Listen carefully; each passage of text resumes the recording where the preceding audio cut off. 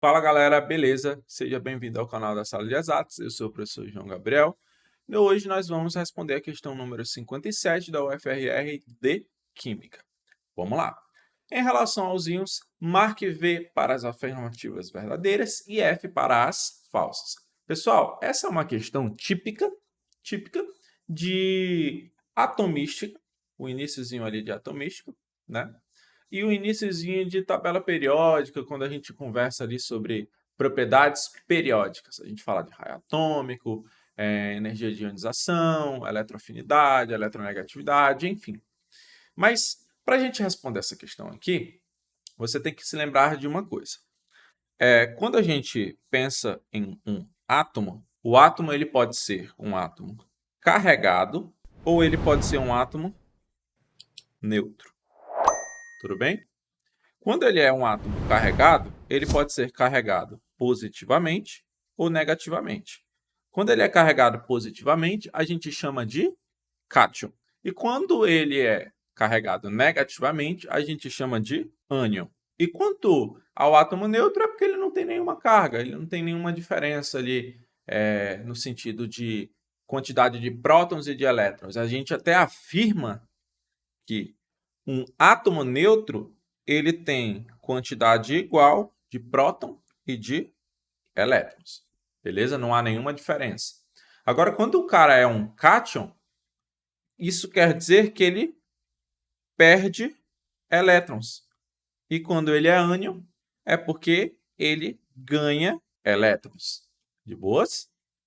E a gente pode até afirmar que quando o átomo ele é carregado positivamente, ou seja, quando ele é um cátion, a gente afirma que a quantidade de prótons é maior que a quantidade de elétrons. E quando ele é um ânion, a gente afirma que a quantidade de prótons é menor que a quantidade de elétrons. Beleza? Mas como assim, professor? Vamos responder esse item 1. O flúor ele tem número atômico 9. O neônio ele tem número atômico 10. E o sódio ele tem número atômico 11. E como dessa forma aqui, eles são átomos neutros, a gente pode afirmar que a quantidade de prótons é igual à quantidade de elétrons. E ressalto, a quantidade de prótons é equivalente ao número atômico, tá? É a mesma coisa. Então, se o flúor dessa maneira tem 9 de número atômico, é a mesma coisa dizer que ele tem 9 de prótons. E como é um átomo neutro, ele tem 10 de número de elétrons. Olhando para o neônio, ele tem 10 de número atômico. Ou seja, ele tem 10 de número de prótons. Como ele é um átomo neutro, pela relação aqui em cima, a gente afirma que ele tem 10 de número de elétrons. Beleza? Agora o flúor e o sódio. Primeiro, o flúor ele está na forma de fluoreto. E o sódio ele é um sódio Na+, ele está na forma catiônica. Beleza? Ele é um cátion monovalente, a gente fala assim. Se da forma anterior o flúor tinha 9 de elétrons, só que ele ganhou 1, então ele passa a ter 10 elétrons. Se o sódio da forma anterior, da forma de átomo neutro, ele tem 11 de número atômico na forma de cátion monovalente, ou seja, Na+, ele perde 1 elétron, então ele passa a ter 10 elétrons. Esse item 1 está correto, porque ele está falando que todas essas substâncias têm o mesmo número de elétrons. São isoeletrônicos, a gente até fala isso. Então, o item 1 verdadeiro. Vamos lá. Item 2. O íon magnésio 2+, e lembre-se, o magnésio ele tem 12 de número atômico. Se ele tem 12 de número atômico, ele tem 12 de prótons. E, pessoal, quantidade de prótons nunca vai mudar, tá? Vai ser fixo. Mesmo se ele for um cátion ou se ele for um ânion. Quantidade de prótons a gente não muda. É a identidade de um átomo. Beleza? Magnésio 2+. Aí vamos lá. Se ele tem 12 prótons, até agora esse item está correto. Só que ele é um cátion 2+. Ele é um cátion bivalente, então ele perde 2 elétrons. Então, quer dizer que ele tem 10 elétrons. Então, esse item verdadeiro. Beleza? O raio do átomo é sempre maior que o raio do seu respectivo cátion. Eu quero que você guarde essa seguinte relação. O raio do átomo neutro é sempre maior que o raio do cátion. E o raio do átomo neutro é sempre menor que o raio do ânion. Como esse item ele descreve exatamente isso, que o raio do átomo neutro é maior que o raio do cátion, esse terceiro item ele também está correto. Beleza? A energia de ionização dos gases nobres segue a seguinte ordem. Antes de responder esse item, vamos responder logo o último item, que se trata de uma distribuição eletrônica.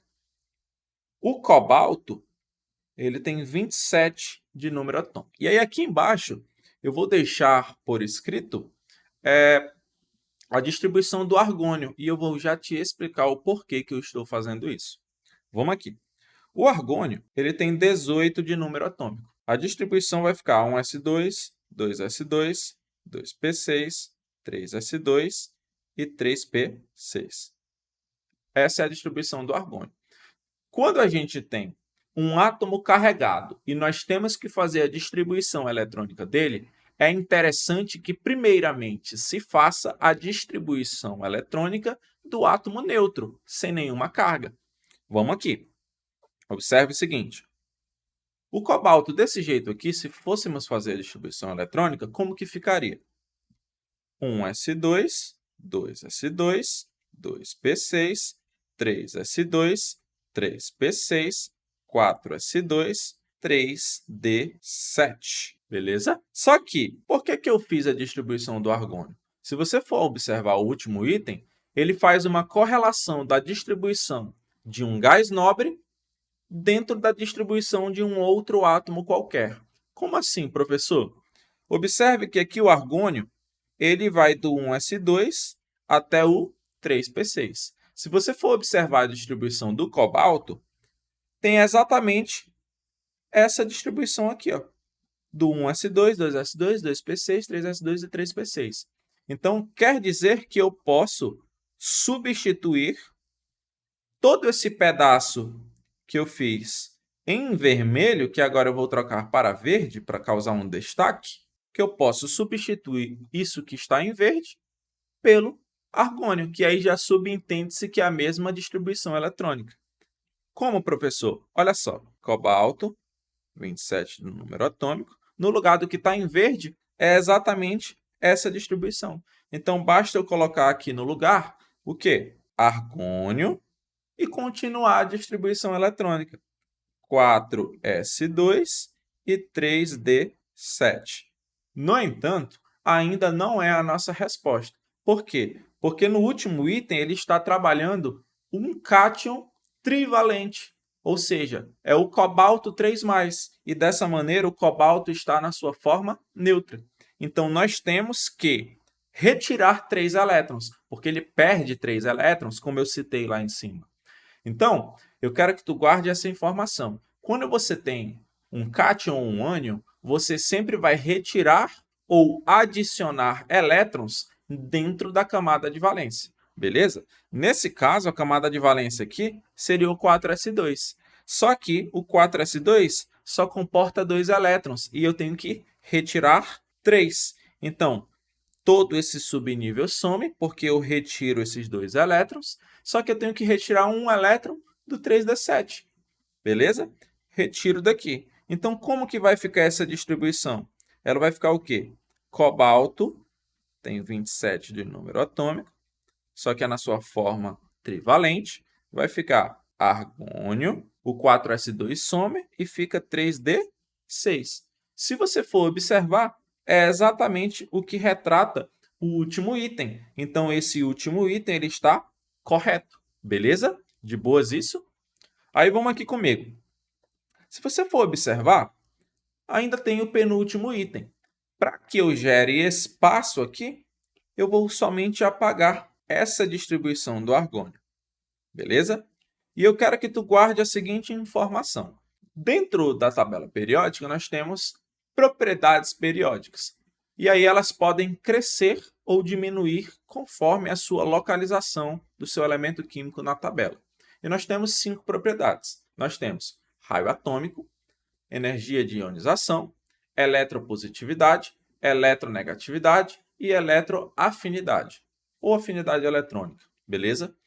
Como aqui a gente está analisando é a energia de ionização, eu quero que você guarde isso, que a energia de ionização ela cresce da esquerda para a direita, dentro dos períodos, e de baixo para cima, dentro de um mesmo grupo ou família. E se você recordar ou então mesmo utilizar a tabela periódica, você vai se dar conta que na família antiga 8A, hoje grupo ou família 18, nós temos qual sequência?